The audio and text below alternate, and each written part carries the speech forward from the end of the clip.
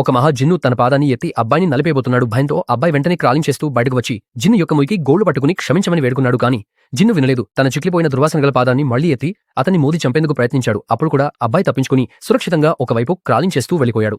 అప్పుడు అతనికి అర్థమైంది, ఈ జిన్ను తనను పూర్తిగా నాశనం చేసే వరకు ఆదబోదని. అకస్మాత్తుగా అతనికి ఒక తెలివైన ఆలోచన వచ్చింది. చావక ముందు చివరిసారిగా జిన్ను తన కళ్ల ముందే తన శరీరాన్ని చిన్నదిగా మార్చడాన్ని చూడాలని కోరాడు. ఆశ్చర్యంగా ఆ మూర్ఖ జిన్ను అతని మాట నమ్మాడు. ఆలోచించుకుందానే తన శరీరాన్ని చిన్నదిగా చేసుకుని తాను బయటకు వచ్చిన అదే సీసాలోకి జారిపోయాడు.